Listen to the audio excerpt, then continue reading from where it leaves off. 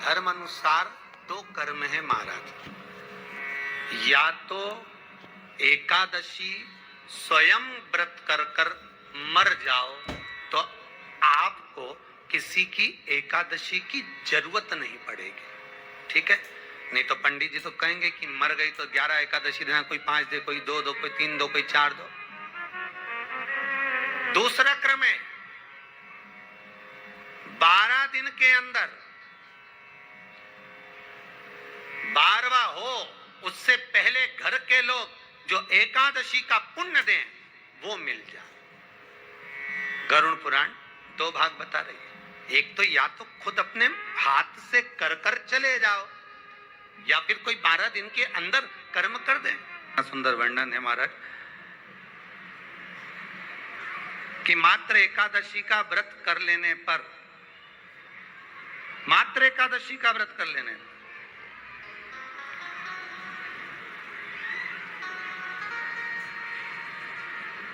जो पूर्व में किया गया हमारा पाप कर्म है, हमने किसी जीव की हत्या करी है, हमने किसी को कष्ट प्रदान करा है, हमने किसी को अपशब्द कहा है, हमने किसी को ताने दिए, हमने किसी को आड़ा टेढ़ा कहा है, हमने किसी को गालियां दे दी है, मात्र एकादशी का व्रत ही कर लेने पर ये सारे जो दोष हैं वो समाप्त हो जाते हैं। एकादशी के दिन जब आप जल शंकर को चढ़ाने तो रोज ही जाते हैं। जब एकादशी का दिन रहे और शंकर जी के मंदिर में आप जल समर्पित करें तो 3 बार मुख से स्वधा स्वधा स्वधा या स्वधा स्तोत्र का पाठ, जिसमें 12 श्लोक।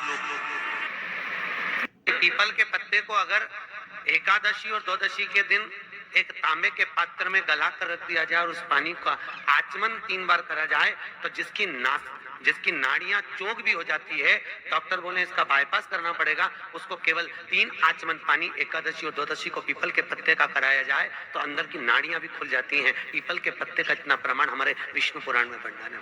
जैसे चर्म रोगधारी व्यक्ति होता है ना, जिसकी चमड़ी सफेद पड़ जाती है, तो उसको क्या करना चाहिए? केवल हिंदू धर्म में केवल एक पीपल का वृक्ष है जिसका पराग झड़ता है, और वो रात्रि को लगभग 10 बजे से 12 बजे के भीतर, 9 बजे से 12 बजे के भीतर पीपल के पेड़ के पत्ते का पानी झड़ता है, उसके नीचे थाली रख देना चाहिए और उस थाली में पीपल के पेड़ के नीचे रख दो और उसका पराग जब झड़ जाए वो पानी को बाल्टी में धो लो और धोने के बाद थाली को उस पानी से 15 दिन, 8 दिन, 20 दिन स्नान करिए। धीरे धीरे चर्म रोग समाप्त हो जाता है, सफेद जो चमड़ी पड़ी वो वापिस अपने रंग में आना चालू हो जाती है। जितनी भी माताएं एकादशी का व्रत करती, बहुत ध्यान से सुनना आज की कथा को, शायद जिंदगी में मिली ना मिली, पर ये कथा का रिश्ता तो बहुत ध्यान से सुनना। स्कंद पुराण यहाँ तक कहती है कि इस कथा के चरित्र को जो श्रवण कर लेता है उसको 26 एकादशी करना भी नहीं पड़ती। इस एकादशी की केवल ये कथा सुनकर ही वो तर जाता है। बहुत ध्यान से सुनना इसको, कथा को।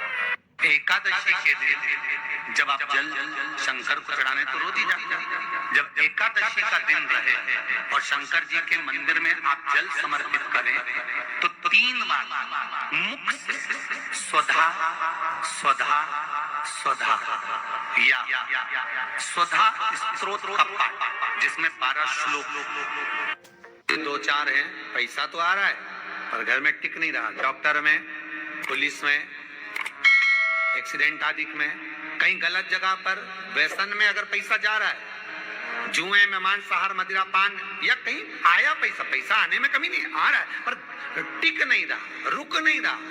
कोई मांगने आ गया, दे दिया, फिर वहां से अपने पास नहीं आ रहा, अपन कह रहे भैया हमारा पैसा लौटा दो, नहीं आ रहा। तो महाराज शिव महापुराण की कथा कहती है एकादशी के दिन गंगा के जल में मात्र 7 बेलपत्री डालकर जो नंदीश्वर भगवान अर्थात जो शंकर जी के शिवलिंग के सामने नंदी होता है, उस नंदी के चरण पर गंगा का जल चढ़ाकर बेलपत्री शिव पर समर्पित कर देता है, उसके घर में रुपया रुकना चालू हो जाता है। फिर वो गलत जगह पर नहीं जाता, गलत स्थान पर वो धन जाएगा ही नहीं।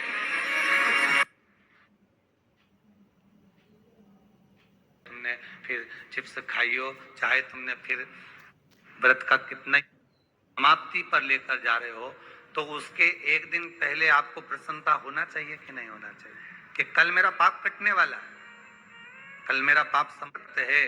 आज दशमी है, कल एकादशी का व्रत है, तो कल मेरी जब एकादशी का व्रत रहेगा तो मेरा ना जाने कितना कितना पाप, कितना कितना असत्य, कितना कितना झूठ, कितना कितना प्रपंच वो समाप्त हो जाएगा। इसमें मुझे प्रसन्नता हो, इसमें मुझे आनंदता हो।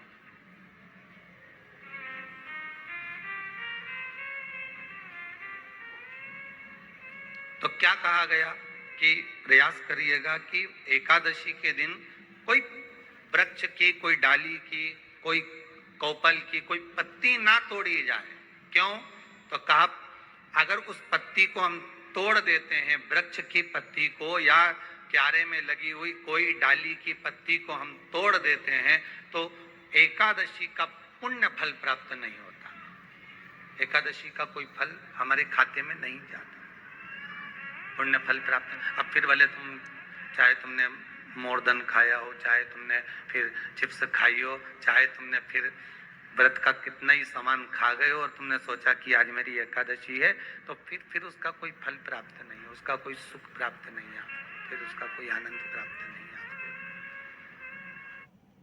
आचार्य जी ने मायावत का खंडन, सुबेरे आधा किलो दूध की रबड़ी बना के खा ली, तो पति मन में सोचा फिर भी आवाज नहीं निकल रही, फिर अभी क्या खाएगी? खिचड़ी बनाई है और बादाम तल्ली थोड़ी सी और आधा किलो पपीता रखा था वो कतर लिया और थोड़ा सा रायता बनाया बादाम का, अच्छा ठीक है, और चिप्स तल्ली और आलू भी तले हैं, ठीक है।